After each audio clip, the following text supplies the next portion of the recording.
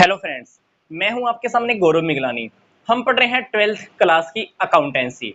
हमारा जो ये चैप्टर कंटिन्यू चल रहा है, इस चैप्टर का हमारा ये वीडियो नंबर 17 है। तो इस वीडियो से पहले हमारी जो 1 से लेकर 16 तक वीडियो बनी है, उस वीडियोस में हमने क्या देखा है, प्रैक्टिकल क्वेश्चंस को करने के हमारे क्या छोटे-छोटे इंस्ट्रक्शंस है, कौन-कौन सी हमने छोटी-छोटी बातों का ध्यान रखना है। तो इस वीडियो से अब हम फुल फ्लैश बड़े वाले क्वेश्चंस स्टार्ट कर रहे हैं। तो जो स्टेटमेंट आपको स्क्रीन पर दिखाई दे रही है, वही सेम स्टेटमेंट मैंने अपने मोबाइल में ये होल्ड करके रखा हुआ है, ताकि इस स्टेटमेंट को मैं साथ-साथ अच्छे से देख सकूं। तो स्टेटमेंट को हम पहले अच्छे से स्टडी कर लेते हैं, फिर हम देखेंगे कि क्वेश्चन में हमको रेडी क्या करना है। पार्टनर्स दो हैं हमारे पास, ए और बी। लाइबिलिटीज के अंदर क्रेडिटर्स, दोनों पार्टनर की कैपिटल दी हुई है। एसेट्स में बैंक बैलेंस, डेटर्स प्रोविजन दिया हुआ है 1800 का, स्टॉक है, लैंड एंड बिल्डिंग है, मशीनरी है।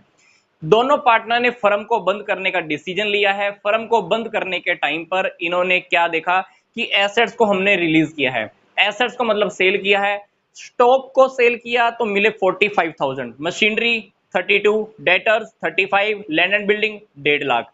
अब बात आती है लाइबिलिटीज की। लाइबिलिटीज के अंदर इन्होंने क्रेडिटर्स की पेमेंट की है 19,000 रुपीज, और हमारे रियलाइजेशन के एक्सपेंसेस भी हुए हैं 1200 रुपए। क्वेश्चन में हमको सबसे पहले रेडी करना है रियलाइजेशन अकाउंट, पार्टनर्स का कैपिटल अकाउंट, देन हमको रेडी करना है कैश या बैंक अकाउंट। अगर बुक्स में हमको कैश अकाउंट दिया हुआ है तो कैश अकाउंट रेडी करेंगे, अदरवाइज आपके बैलेंस शीट की एसेट साइड में देखिए हमको हमारे पास बैंक बैलेंस है, तो हम यहाँ पे बैंक अकाउंट रेडी करने वाले हैं। सिंपल सा क्वेश्चन है। जब भी कोई फर्म अपने बिजनेस को बंद करती है, सबसे पहले क्या करती है, रियलाइजेशन अकाउंट बनाती है। अपनी एसेट्स को, बैलेंस शीट में जो भी आपकी एसेट आपको दिखाई दे रही है, उस एसेट्स को हम क्या करेंगे, डेबिट साइड में ट्रांसफर करेंगे। तो कौन कौन सी एसेट्स हैं, जो भी एसेट्स हम ट्रांसफर करने जा रहे हैं, हमको एक बात का ध्यान रखना है, हमको बुक वैल्यू पे ट्रांसफर करनी है। कैश या बैंक बैलेंस हमारा ट्रांसफर नहीं होता है।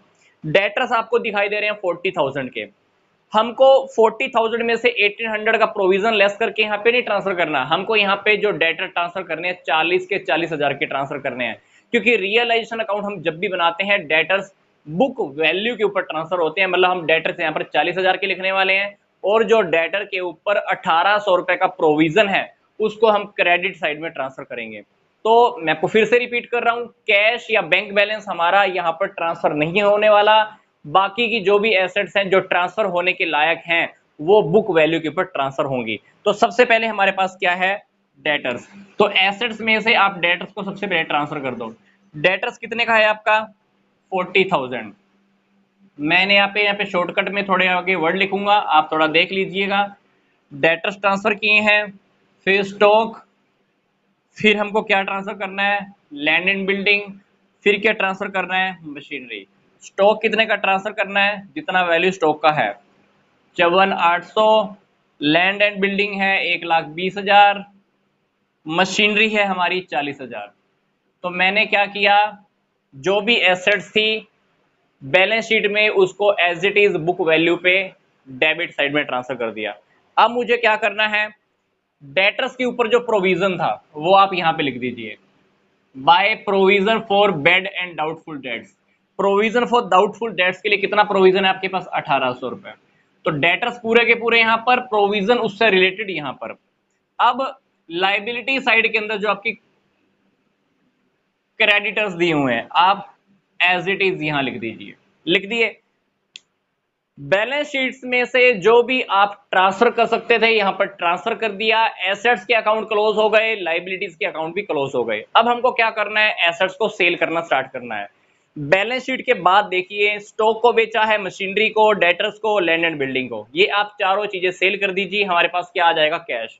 तो यहां पे आप लिख दीजिए बाय कैश अकाउंट। कैश की जगह मैं बैंक अकाउंट लिख रहा हूं, क्योंकि लास्ट में हमको बैंक अकाउंट ही यूज करना है। तो आप ये देखिए कि स्टॉक कितने में सेल किया है, 45। तो 45,000 स्टॉक सेल किया है, मशीन सेल की है 32 के अंदर, डेटर से मिले हैं 35, प्लस लैंड एंड बिल्डिंग से मिले हैं हमको 1.5 लाख रुपए। तो टोटल एसेट से हमको जो पैसा रिसीव हुआ है सेल करने से, आप यहां पर लिख सकते हो 2,62,000 रुपए। यहां पर आप ब्रैकेट में लिख सकते हो कि स्टॉक हमने 45,000 में सेल किया है, मशीनरी 32,000 में, डेटर्स 35,000 में, और लैंड एंड बिल्डिंग से हमें 1.5 लाख रुपए रिसीव हुए हैं। पर यहाँ पे एसेट्स को बेचने से जब भी हमारे पास अमाउंट आएगा, हम यहाँ पर क्या लिखते हैं, बाय कैश अकाउंट या बाय बैंक अकाउंट। क्वेश्चन की वजह से बैलेंस शीट में हमारे पास बैंक अकाउंट दिया हुआ है, इसलिए मैंने यहाँ पे क्या लिखा है, बैंक अकाउंट ही यूज किया है। तो यहाँ पे आपने जितनी भी एसेट बेची है, 45,000 प्लस 32 प्लस 35,000 प्लस 1.5 लाख, चारों को टोटल कर दीजिए, आपके पास चारों की एसेट सेल करने से इतना अमाउंट आ जाएगा। इसके बाद देखिए आपने क्रेडिटर्स को पेमेंट की है, कितनी की है, 90,000। यहां पे लिख दीजिए टू बैंक अकाउंट, कितना, 90,000। हमने रियलाइजेशन के एक्सपेंसेस भी पे किए हैं, यहां पे लिख दीजिए कितने पे किए हैं, 1,200 रुपए लिख दिए।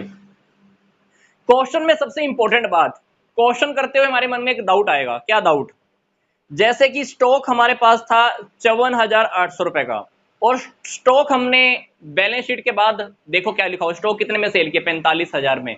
हमको लगेगा कि क्वेश्चन में हमारे पास लॉस है, लॉस की तो हमने एंट्री नहीं की। अरे भाई, रियलाइजेशन अकाउंट हम किस काम के लिए रेडी कर रहे हैं, आपने यहाँ पे स्टॉक पूरा का पूरा लिख दिया, सेल करने से यहाँ पे आपने स्टॉक 45,000 लिख दिया, जो बीच का डिफरेंस आएगा वो अपने आप ही रियलाइजेशन के अकाउंट के अंदर क्या होगा, एंटर होया कि नहीं हुआ।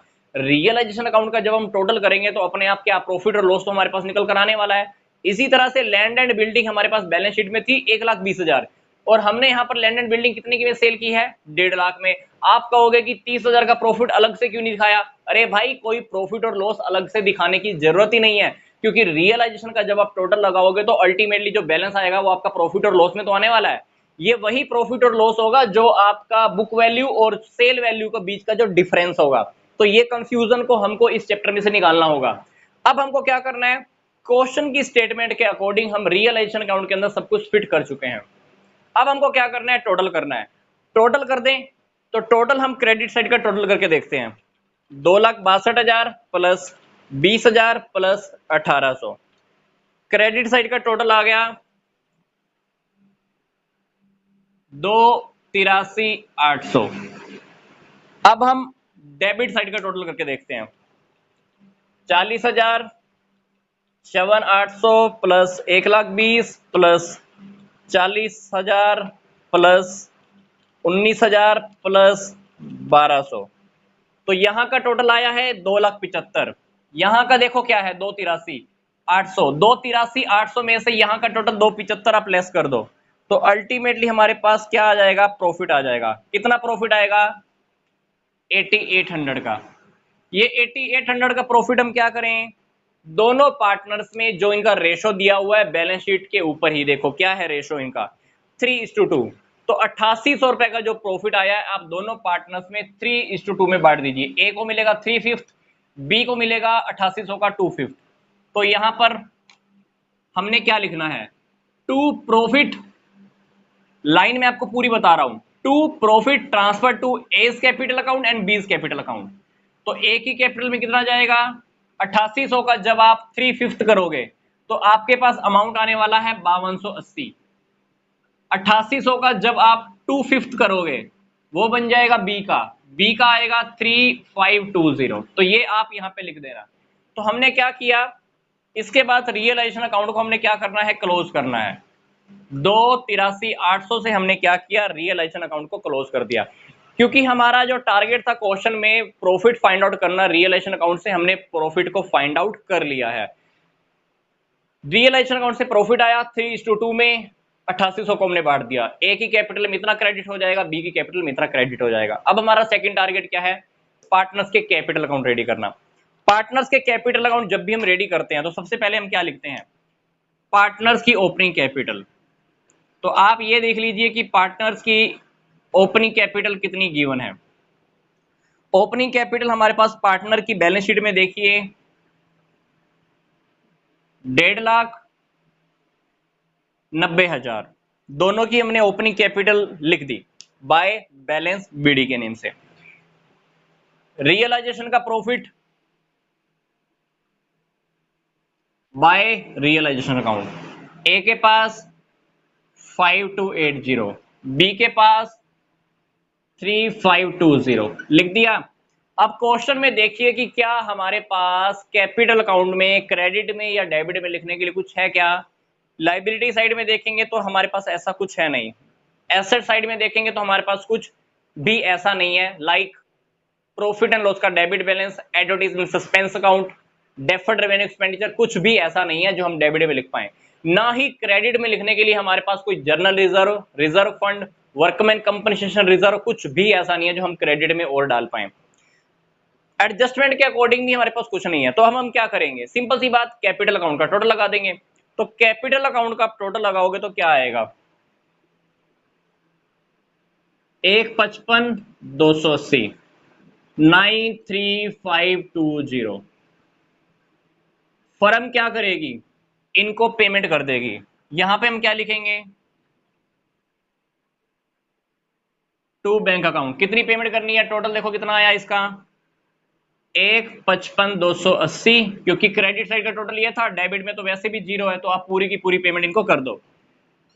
इसको ब्रैकेट में हम लिख सकते हैं बैलेंसिंग फिगर, क्योंकि बैलेंसिंग फिगर आया है।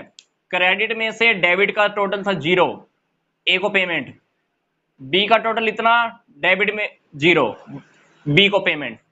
दोनों तरफ क्या, सेम अमाउंट से हमारे अकाउंट क्या हो जाएंगे, क्लोज हो जाएंगे। कैपिटल अकाउंट रेडी हो चुका है।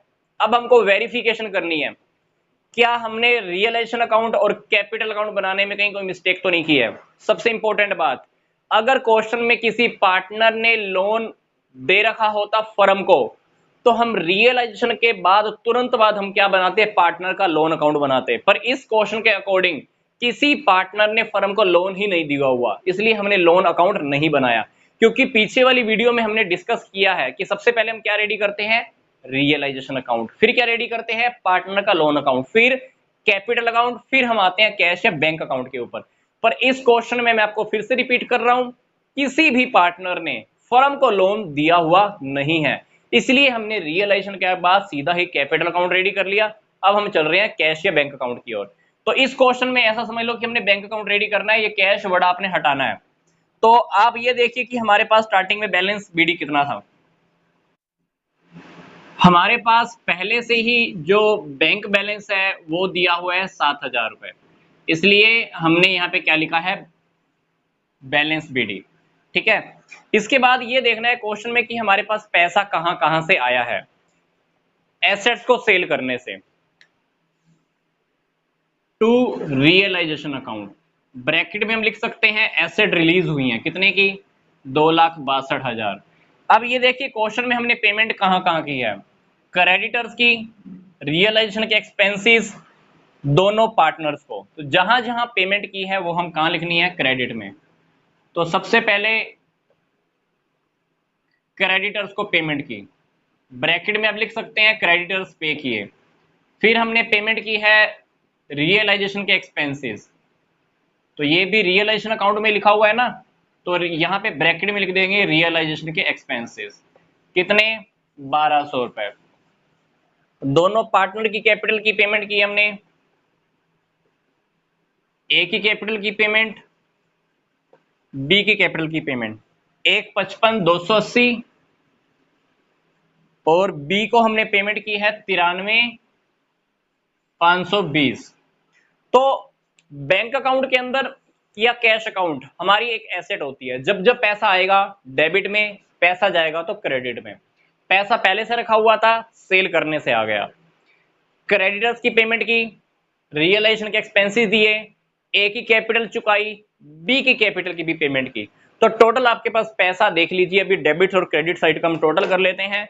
तो टोटल करोगे तो यहाँ का टोटल हमको दिखाई दे ही रहा है, तो 269,000, और इस साइड का टोटल करोगे तो ये भी हमारा 269,000 ही आने वाला है।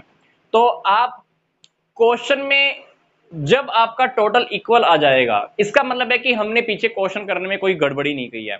क्योंकि जब भी आप कैश या बैंक बैलेंस का टोटल करोगे तो दोनों अमाउंट हमारे पास टोटल इक्वल हो जाएगा। क्योंकि क्या हुआ, बाय डिफॉल्ट हमारी फर्म बंद हुई है, अभी फर्म बंद हुई है तो क्या हुआ, सेल की, एसेट्स ट्रांसफर किया, सेल किया, क्रेडिटर्स की पेमेंट की, कैपिटल अकाउंट की पेमेंट की, लास्ट में हमने कैश या बैंक अकाउंट बना दिया। ठीक है, तो नेक्स्ट क्वेश्चन के अंदर हम फिर से एक और केस स्टडी करेंगे जिसमें हमको पार्टनर का लोन अकाउंट भी रेडी करना होगा। फर्स्ट नंबर पे हम रेडी करेंगे रियलाइजेशन अकाउंट, पार्टनर का लोन अकाउंट, कैपिटल अकाउंट, फिर हम रेडी करेंगे कैश या बैंक अकाउंट। सबसे इंपॉर्टेंट बात मैं आपको बता देता हूं कि यहां पर आपको जो एंट्री करनी है वो रियलाइजेशन के नाम से ही करनी है। ब्रैकेट में आप लिख सकते हो कि क्रेडिटर की पेमेंट की है, क्योंकि जब आप ये जर्नल एंट्री करोगे तो क्या लिखोगे, आपने यहां पर क्या एंट्री की है, realisation account debit to bank account, ठीक है।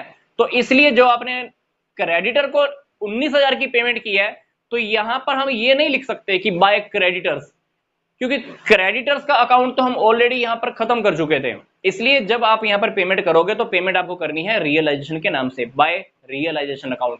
ब्रैकेट में लिखना है क्रेडिटर।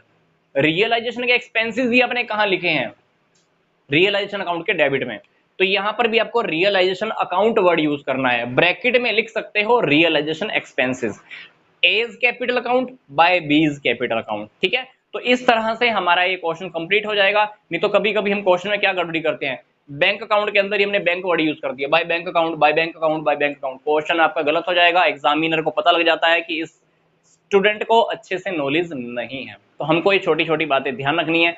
नेक्स्ट वीडियो के अंदर मिलते हैं। यहां तक का वीडियो देखने के लिए आपका धन्यवाद।